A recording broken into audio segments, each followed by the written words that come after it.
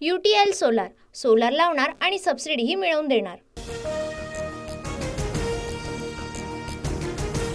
केंद्रीय निवडणूक आयोगाची आज दुपारी 4 वाजता पत्रकार परिषद। निवडणूक आयोगाच्या अधिकाऱ्यांची काल सर्वपक्षीय नेत्यांसोबत बैठक। सत्ताधारी पक्षाकडून एकाच टप्प्यात निवडणूक घेण्याची मागणी। धनगर समाजाला एसटीतून आरक्षण दिल्यास दंगली होतील, महाराष्ट्राचं मणिपूर होईल। मुख्यमंत्र्यांनी GR काढण्याचं आश्वासन देणं घटनाबाह्य, भाजप नेते पद्माकर वळवींचं वक्तव्य। दिवटा आमदार म्हणत सुनील टिंगरेंचा शरद पवारांकडून समाचार, तू सोडून गेला ठीक, निवडणुकीत जनता तुझा बंदोबस्त करेल। वडगाव शेरीतून पवारांचा टिंगरेंना इशारा। शरद पवार माझ्यासाठी कायमच आदरणीय, माझा कान पकडायचा त्यांना अधिकार, प्रत्युत्तर देणार नाही। पवारांच्या टीकेवर सुनील टिंगरेंची प्रतिक्रिया। मुंबई सिनेट निवडणुकीत ठाकरे गटाच्या युवा सेनेचा डंका, राखीव आणि खुल्या प्रवर्गातील 10 जागांवर युवा सेनेचा विजय, अभाविपचा पराभव।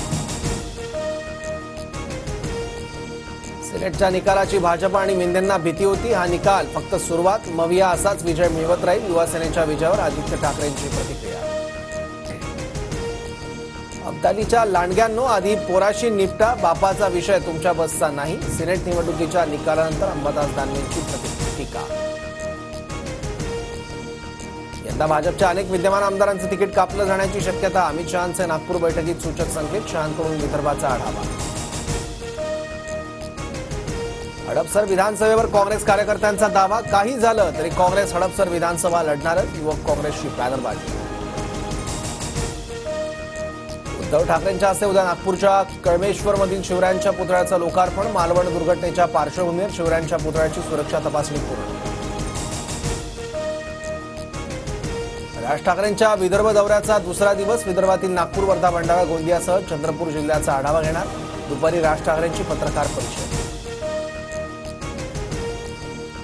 पवार गटाच्या माजी उपनगराध्यक्षांना मारहाण केल्याच्या आरोपात संजय काका पाटलांसह 5 जणांवर गुन्हा, रोहित पाटील भंपक, संजय काकांची टीका। तर कोण भंपक, लोकसभेला जनतेनं दाखवलं, रोहित पाटलांचं प्रत्युत्तर। परिवर्तन घडवण्यासाठी कुटुंबातून बाहेर पडलोय, शरद पवारांची भेट घेऊन उमेदवारीची मागणी। माढ्याचे आमदार बबनराव शिंदेंचे पुतळे, धनराज शिंदेंकडून बंडखोरी। भाजपच्या वरिष्ठ नेत्यांनी संधी दिल्यास कोल्हापूर उत्तरमधून निवडणूक लढणार, धनंजय महाडिक यांचा मुलगा कृष्णराज महाडिक यांचं वक्तव्य। गुप्तचर यंत्रणांकडून मुंबईला सतर्कतेचा इशारा, मुंबईत प्रार्थनास्थळ, महत्वाच्या बाजारपेठा, गर्दीच्या ठिकाणांसह सर्वत्र कडेकोट बंदोबस्त, सूत्रांची माहिती। नांदेडमध्ये नेरली ग्रामपंचायतकडून गावात दूषित पाणी पुरवठा, नेरलीतील 300 ग्रामस्थांना विषबाधा, 6 जणांची प्रकृती चिंताजनक।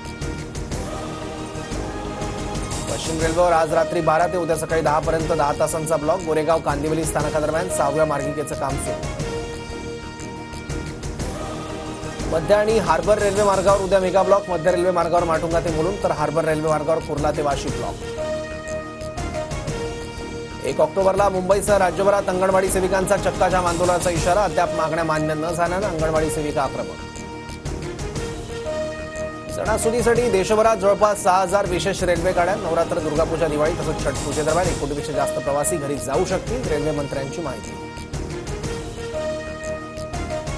12वीच्या परीक्षेसाठी अर्ज भरण्यास सुरुवात, 1 ते 30 ऑक्टोबरपर्यंत नियमित शुल्कासह ऑनलाईन अर्ज भरता येणार। मुंबईत आजही पावसाचा अंदाज, तर पुढील 3 दिवस ठाणे, पालघरमध्ये हलक्या ते मध्यम स्वरूपाच्या पावसाची शक्यता। UTL सोलार सोलार लावणार आणि सबसिडीही मिळवून देणार।